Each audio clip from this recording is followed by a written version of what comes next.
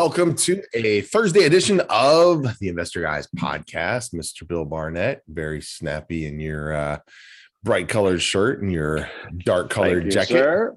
Thank you, sir. Good to see you as always.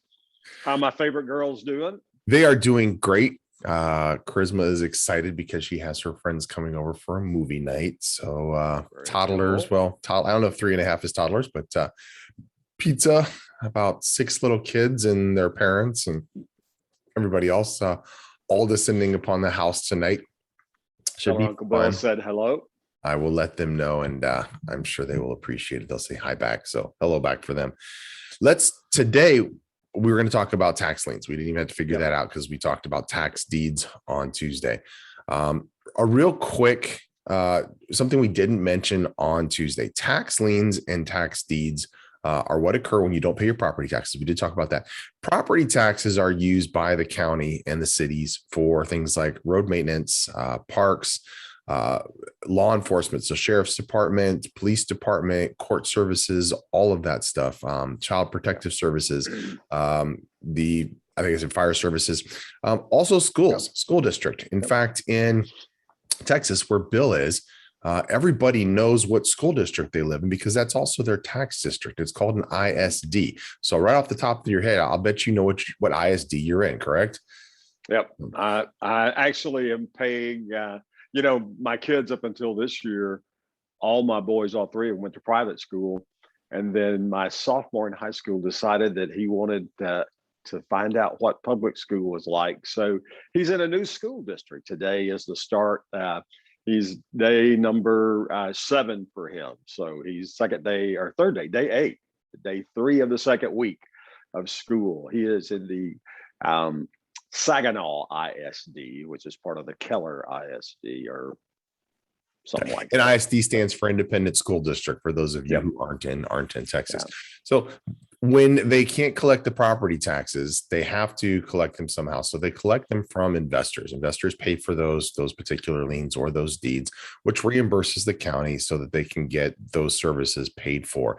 And then the homeowner has a period of time, different in every single state, and the process is different in every single state, where they have to redeem that tax lien or that tax deed, or they potentially lose their property. Today we're going to do liens. A lien is a little different than a deed. In most deed states, it typically is a lien until it converts to a deed when the homeowner or the property owner defaults on the payment. In Texas, they call it a hybrid deed state because it is a deed state. But when you purchase it, it acts like a lien until it converts to a deed. Now, you have some personal experience with purchasing liens here in Florida. Let's go ahead and start with that. I'm not even going to get into my personal experiences because I've bought in so many different places and I've led classes in so many different places. In fact, I think we've looked each other up a million times when I've been in Dallas and Tarrant doing different courses on tax liens and tax deeds that we've actually taken buyers to. But share your experience with, I think it was Orlando, Orange County, correct? Yeah, Orange County. Yeah, and Orange County was one of the pioneering counties years ago in getting all of their tax sales online. And so they were one of the group of the first 3 or 4 counties out there that jumped out and got it all converted. And now pretty much everybody, certainly in the major metropolitan areas, most all of that you can do online. You just find out whether you can. And I still like to go. So in Orange County, went down to the courthouse, and they were still in process of converting over 100%. And so I went in and had gotten fully registered. And this is after the sale had gone on. And the lady brought me a stack of, if you remember the old wide computer paper, the light green, dark green. Yep. She brought me a stack about that deep of that computer paper. And, she said, here, and you can look through and find out what you want. And literally just went through and highlighted a couple at enough. Highlighted a couple and went back and handed them to her. And she's like, great, how you want to pay for these? And you can pay for them with a credit card, which is so much fun. And so, but then from then on, I've been buying online. Nevada, Vegas is that way. So Clark County, Maricopa County in Arizona, those 3 counties are great counties to be able to buy in. And you can do that. But I had, it was just great fun actually being there in person. I've done the Dallas tax sale many times as the Tarrant County. And I like being there because it's just one, it's always funny. And when we come back from break, I'll tell you a story about why it's funny. And it's a warning for everybody that if you go to the sale in person, and you should sometime, but how to behave and what to do. Yes, we've got a minute before the break, but the woman in Orlando, do you remember her? Older lady, correct? Oh, yes. Yes, You know, and I could have looked at Virginia's name up. Yeah. Yes. And also met. She's not there anymore. She's retired, but wonderful lady, super sweet, super nice. She's pretty much there every day. Well, not anymore because she's retired, but she was there every single time over the years, always sitting in that chair right there at the desk. Always helpful, always sweet, never had an attitude, which is not always the case whenever you're dealing with county workers. But let's take that. You know what? Yeah, when you go in, if you're nice to people, Kevin and I were talking about this before we got started this morning. I got pulled over coming back this morning back to the office. And as he got pulled over recently, I got pulled over for speeding and going 51 in a 40-mile-an-hour zone. And the guy came up and, you know, first of all, I pulled right over. I put the car in park, cut it off, put my window down, had my license in my hand waiting for him. And as he came up, I said, "Morning, officer. Sorry, man. I was in another word. Sorry." And he said, "Okay." And he took my license and looked at it for a minute.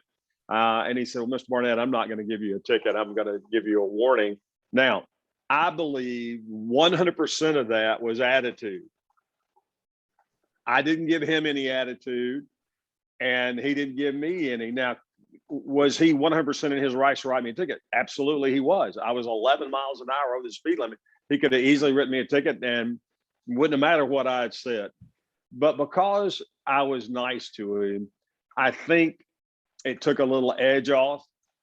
And he could tell I wasn't trying to debate anything. Or it was like, I'm sorry, man. I just was zoned out in another world.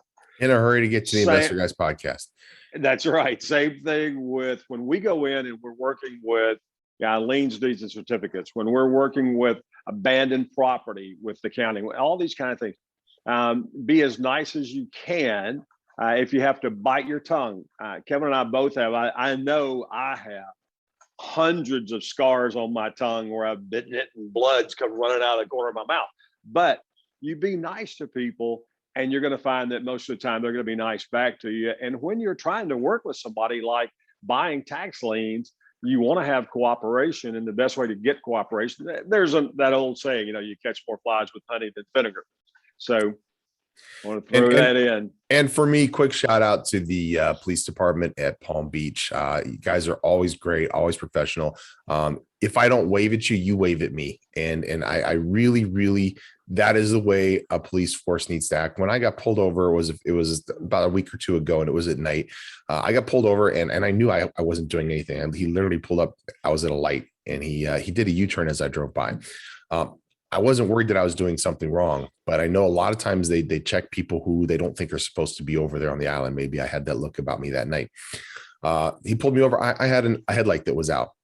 And as soon as he pulled up, I was ready to thank him for, wearing the badge. And he quickly said, do you know I pulled you over? And I said, I really don't. He said, you have a headlight out. And I'm like, I wanted to get out of the car. And he's like, he goes, for my safety, he goes, can you just stay in the car until I get, back? He's GAP driver's license and your registration. And I gave it to him. And I asked if I could go look at the headlight when he went back to the vehicle. And he said, yeah, don't leave the vehicle. Don't leave the area until after I run everything. It was the headlight that went out, as I was telling Bill, literally just a couple of months ago when we were driving back from the Keys. It is what it is. He didn't give me a ticket. If I had gotten a ticket, it would have been a fix-it ticket. I fix it and I take it back and show it. He was doing his job, and I appreciated that. And I told him that. I thanked him for it. I thanked him for doing his job, and I'll thank them again. If any of you are listening today, any law enforcement officers, thank you for getting out there. Thank you for doing your job. Yep. If you Amen. ever need a place to just sit and rest, please pull into my driveway. If you are thirsty, if you are hungry, let me know. I will bring you a drink. I will bring you food. Okay. I appreciate the job that you do. You're out there for us. Okay. I know it's a job that you do, but it is a thankless job. If you ever need anybody to have your back, I am here. We are on a break. We've gone way over on this particular segment, but we will be back, I promise, with tax liens. You want to be a real estate investing millionaire? Be able to buy a luxury car or maybe a nice boat? How about a bigger house in a nice neighborhood? Being a real estate millionaire is a dream come true for so many, and it was for me at one time also. But in a world of $500,000 cars, multi-million-dollar planes, and yachts, and vacation homes that cost in the tens of millions of dollars, why would I settle for just being a millionaire? I want more, and you should too. New for 2022, the Billionaire Training Academy, the only program of its type designed to create billionaires. This program is not about real estate strategies. It's about scaling real estate strategies, starting small and growing into multi-million-dollar deals and beyond. It's about the business of building a billion-dollar real estate empire, setting your business up to do and obtain business credit, funding, and more. Understanding where to go and how to obtain literally limitless funding for real estate projects, and being able to put together the types of high caliber projects that are going to show multi-million-dollar profits for your business. This program is about building your business team, business structure, structuring partnerships, and attracting more investment capital than you'll ever have projects to apply it to. This program will show you how to build a billion-dollar real estate investing empire by building the business that will drive it, power it, support it, manage it, and more. This is not an event where we're going to try and dazzle you with light shows and feel-good sing-alongs. This is an exclusive one-week intensive program. This is Billionaire CEO Training Bootcamp. This is roll up your sleeves, get to work, and get started right away. From the moment you arrive, we'll treat you like the CEO founder of a growing billion-dollar real estate investing company that you are. Come ready to get started, and that is exactly what will happen. Read more and get signed up at the billionairetrainingacademy.com. That's billionairetrainingacademy.com. 11 months out of the year, Bill and I host real estate buyers events in cities like Cleveland, Ohio, where we ourselves invest and see great returns. We show investors the types of strategies we're using, the types of properties we're using. We introduce them to people here on the ground and the resources that they can use to get started right away. Day 4 of this event, we're actually touring properties and making offers on properties. This event was designed to put properties in your portfolio right away, high-performing properties. Read more about the Real Estate Buyers event. Get registered. We'll see you at the next event, realestatebuyersevent.com.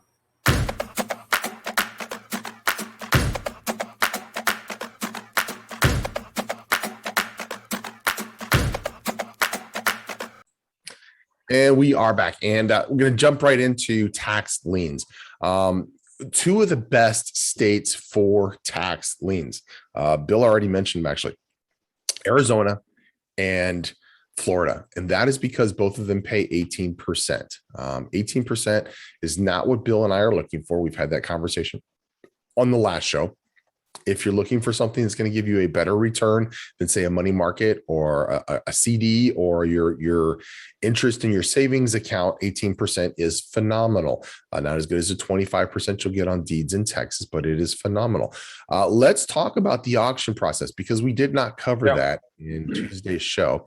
And you alluded to that just before we got off on another tangent about our wonderful law enforcement. So and law enforcement will come up in the auction process as well. So when you are going to the auction, and look, we strongly suggest to you that you go sometime, you see the process unfold live.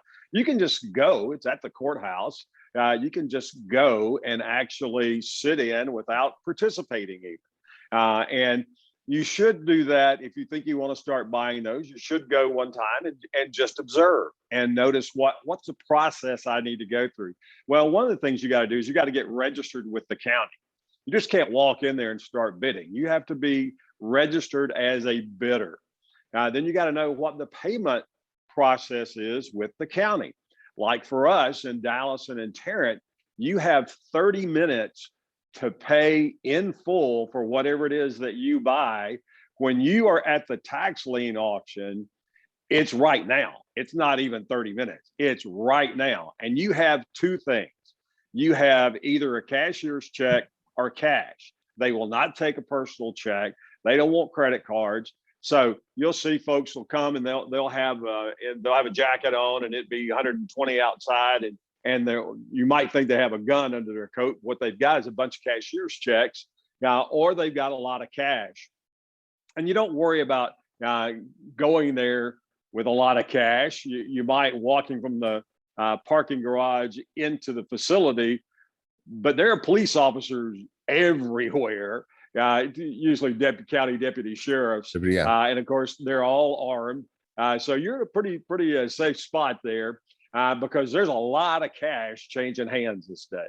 And so when you win this bid, they in Tarrant, Dallas, they will stop the auction, and you will go up and pay for it right then before they do the next one. It is not a continuing process, because if you can't pay for it, you came unprepared or you didn't know the process, then they will put the one that you thought you just bought right back on the auction and do it right then, and they'll start it all over. So almost every time in Dallas, I've seen it a few times in Tarrant, but in Dallas, almost every time I go, somebody will win the bid that they don't know the process. And so they're unprepared, and it is funny. The deputy sheriff, and as of a few months ago, it's the same sheriff been running that for deputy sheriff for probably 10 years anyway. And he has a short fuse for people who are unprepared. Especially because they tell you is before the auction starts, they tell you exactly what you need to have and what you need to be prepared for. And if you show up late, you can show up late. Okay. But if you show up late, they'll stare you down when you walk up, because they want to make sure that you know what you're doing. The other thing too, on the auction process is the auction processes are established by the state. Okay. The state decides what the requirements are going to be for each auction, but expect very different experiences from county to county. So when you go to the auction, we're talking about liens today, but we're talking about deed auctions in Texas. When you go to the auction in Dallas, you're going to be standing in the back of the courthouse. It is a giant, it's about 3 stories high, but it's open. I mean, the building's larger than, but the atrium that you're going to be standing in, it's about 3 stories high. Right. It's got marble floors, marble walls, and glass on 2 corners.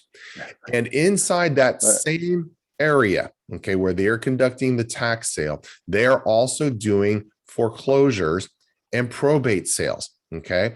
And if it's not raining outside, usually one of the sets of attorneys that are doing one of the others of those will step outside. But if it's raining outside, which is a good possibility in Texas, they will all 3 be yelling and screaming at the same time, and it will be echoing. And you will have, I kid you not, you will have 200 people all crammed into that area. And it's a big area, but it won't feel like a big area when you got 200 people in there. And you will hear things coming from all directions, because it's bouncing off of the marble walls, bouncing off of the glass, bouncing off the floor, and echoing on those 3 stories up. When you go to Harris County, they do it in the back of the courthouse. There's an overhang that used to be like a driveway where they park sheriff's vehicles.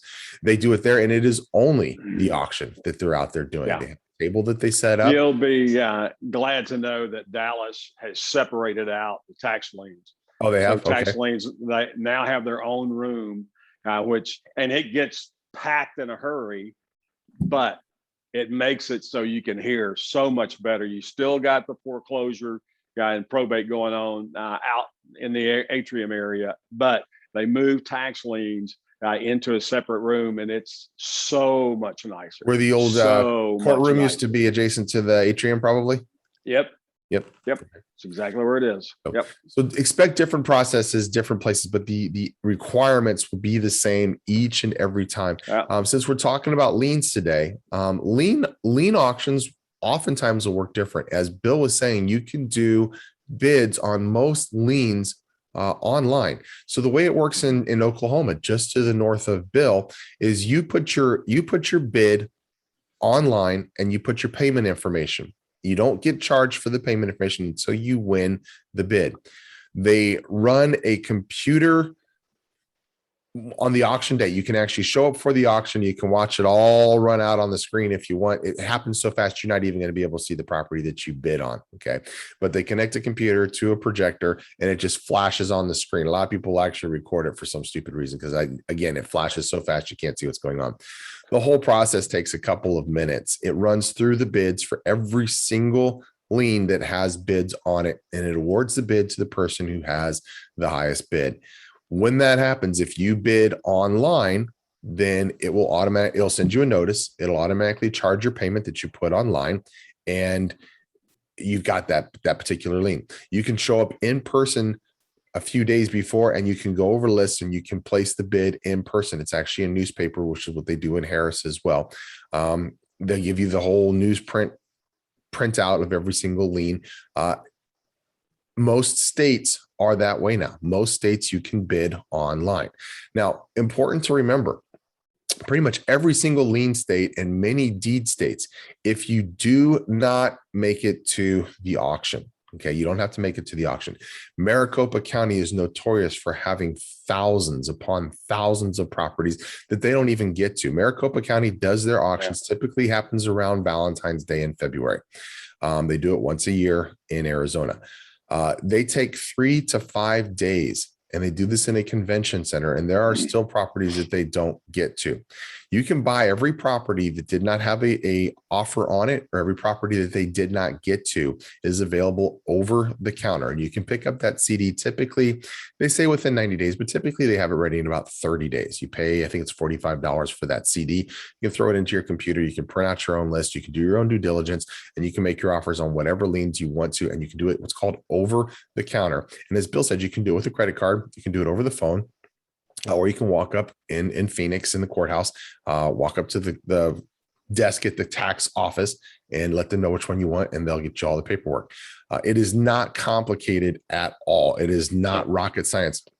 We're up on a break, and we're going to cover again what we think about these particular instruments as investments. We'll be back in just a minute. Once a month, with the exception of December, Bill and I go to markets where we have experience and we host a real estate buyer's event. These are markets that have great return potential for your real estate portfolio. We're going to show you the properties that we buy. We're going to show you where to buy, where not to buy, the strategies to use to make great income from these properties. We're also going to show you resources and individuals here on the ground that you can use to start building your team so that you can repeat this process over and over. The real estate buyers events are designed to put high-performing properties in your portfolio right away.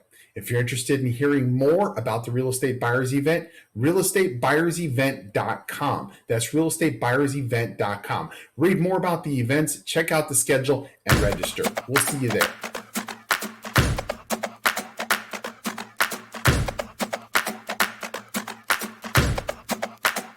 Be a real estate investing millionaire, be able to buy a luxury car or maybe a nice boat. How about a bigger house in a nice neighborhood? Being a real estate millionaire is a dream come true for so many, and it was for me at one time also. But in a world of $500,000 cars, multi-million-dollar planes, and yachts, and vacation homes that cost in the tens of millions of dollars, why would I settle for just being a millionaire? I want more, and you should too. New for 2022, the Billionaire Training Academy, the only program of its type designed to create billionaires. This program is not about real estate strategies. It's about scaling real estate strategies, starting small and growing into multi-million-dollar deals and beyond. It's about the business of building a billion-dollar real estate empire, setting your business up to do and obtain business credit, funding, and more. Understanding where to go and how to obtain literally limitless funding for real estate projects, and being able to put together the types of high caliber projects that are going to show multi-million-dollar profits for your business. This program is about building your business team, business structure, structuring partnerships, and attracting more investment capital than you'll ever have projects to apply it to. This program will show you how to build a billion-dollar real estate investing empire by building the business that will drive it, power it, support it, manage it, and more. This is not an event where we're going to try and dazzle you with light shows and feel-good sing-alongs. This is an exclusive one-week intensive program. This is Billionaire CEO Training Bootcamp. This is roll up your sleeves, get to work, and get started right away. From the moment you arrive, we'll treat you like the CEO founder of a growing billion-dollar real estate investing company that you are. Come ready to get started, and that is exactly what will happen. Read more and get signed up at the billionairetrainingacademy.com. That's billionairetrainingacademy.com.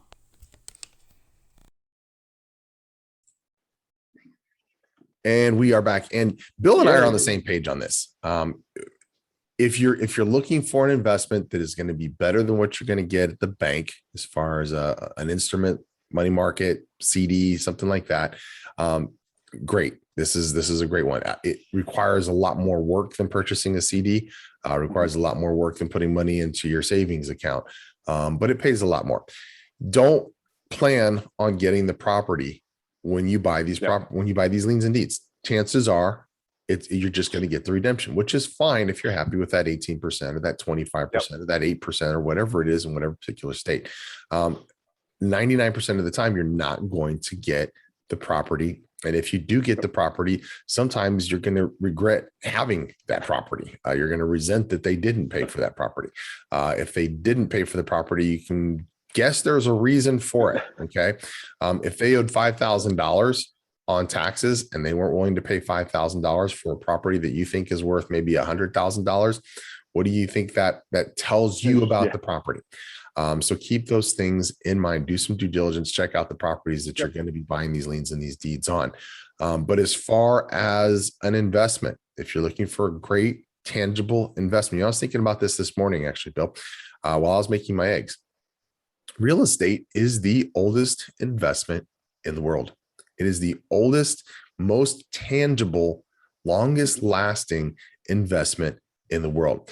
And I would also venture to say it is the most valuable asset in the world, because even if we're talking about gold, silver, iridium, whatever else, all of that comes from real estate. People purchase real estate in order to mine those elements from the earth. Yep. So as far as an elemental investment, okay, the most tangible, elemental, longest lasting, longest history investment that we could get into is real estate. And that's probably the reason why two old farts like us love real estate. We've learned our lessons. We've done other things. I promise Bill started in a different area of investing. I myself have done, stocks, bonds, even commodities, and I thought I did pretty well, and I did Forex and I thought I did pretty well, but I do much better with real estate and I like it. And it is not as much work and effort. If you think about a line graph, and on this line graph, you start with CDs or checking account interest or savings account interest. That's going to be your bottom, which is basically going to be 1% or less. And then you start going up the graph. You're going to find that fairly high up from where you started is going to be liens, deeds, and certificates, and it's going to be in that 8 to 25 range. So as you go higher states, it's going to go up and up and up. Now, where Kevin and I are is that same relationship that you just saw from the CD, the savings account, the money market to Texas at 25%. That dramatic of an increase, we're there on the other side of that, even higher up, because what we're doing is looking at those minimum. The floor is 40. You're rarely going to find Kevin and I investing in things that are bringing back 40% ROI, COC, cash on cash, because we can get them just as easily at 60, 80, 100 and above regularly. Now, when we start introducing you as a client, when you come on board and work with us, when we start introducing you to rates of return, we'll ease you into this. We'll start you at 40, 50. So you understand the process. You'll quickly get to, oh, no. I'm looking for this. I got 83 over here. I want to get this. Great. But we'll ease you into that process so that you understand the mechanics of it. And then you'll quickly get to a point. Look, if you understand or want to understand wealth, there's two different things. You can be rich or you can be wealthy. The wealthy are always rich. The rich are not always wealthy. So riches is money in your pocket and you're going to go spend it and boom. The difference between income and wealth. Yeah, and wealth is generational. It feeds on itself. It's passive.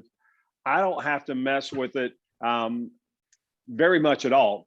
I'm going to mess with it some because I want to stay on top of it, but I don't actually have to. It can be managed by other people 100% if you wish. That's wealth, so that you can spend your time doing what you want to do. Rich is, hey, I can go buy whatever I want to buy. Yeah, that's rich. And there's a transition. So when we start talking to you about 40% or better, you want to get in touch with us. If you want to learn how to do that, you do that by emailing either one of us, Kevin or Bill, at investorguyspodcast.com. We will reach out to you. We'll let you know when the next events are going to be. We'll get you squared away. But it is a fabulous way to understand the difference in real terms, not just understand the definition, but understand in real life terms in your bank account the difference between being rich and being wealthy. And when Benjamin Franklin and somebody's it's been credited to Einstein as well, where he said the most amazing thing he ever learned was the secret of compound interest, or the miracle of compound interest. That's what wealth is. When I've got my money working for me, I'm not having to work for the money. It is set over there. It's doing its own thing. That's when you start creating wealth and not just riches. So great difference. This is a good place to start, but we can quickly get you over anything you'll ever get in the lien deeder certificate. Yeah. And Bill and I can both attest. And if you talk to anybody who's ever been rich and not wealthy, or rich and wealthy, they'll tell you, if you're just rich, you will always be spending everything that you have. Okay. Because I promise, if you have $1 million, if you make $1 million a year, you'll spend that $1 million a year. I promise you, because you'll feel like you've got that $1 million coming in next year. If you have millions of dollars coming in every year, and you understand that in order for you to continue to have millions of dollars coming in every year, part of that has to go back into your building, creating, and maintaining of your wealth, and that your income is going to grow exponentially based upon the dynamic of you doing that. That is when you become wealthy. Okay. That is when, you know what? I don't have to worry about spending $1 million a year, because I'm going to have 3 million this year. I'm going to have 5 million next year. I'm going to have 7 million next year. And that's after I have fed the machine that keeps this money coming to me. So that is the difference between being rich and being wealthy. We see a lot of CEOs of companies that are rich, but they haven't created wealth. The only wealth they have is typically stock options that they have, the stocks that they've received, which as soon as they retire, or as soon as they are booted, they liquidate. That is riches. That is not wealth. Wealth is a portfolio of value that works for you, that puts money in your pocket rather than you working in order to put money in your pocket. That is the big difference. Yep. Final Great show thoughts today, brother. Yes. I hope everybody you understand that we don't want you to be broke. No. We really don't even want you to be rich. We want you to pass through that and be building wealth for your kids and your grandkids and your great grandkids. But you pass through rich on the way. But you got to be in the right spots in the right areas. And we're glad that you're here with us every week. Make sure that you come back and see us again. Join. We're on 900 different platforms. Yeah, we are that may everywhere. be an exaggeration, but we are everywhere. Like, subscribe, ring the bell, get the notices, do all the fun stuff. Thank you so much for being here. Share this with your friends. And remember, the sooner you get started, the sooner you get to where you're going to go. When you go on vacation, you want to leave early, because you want to get to your destination early so that you can get the most in that you possibly can. Think of this the same way. The sooner you get started, the sooner you're going to get to where you want to be. So we'll see you all again on Tuesday. Hope you enjoyed the show. Have a great weekend.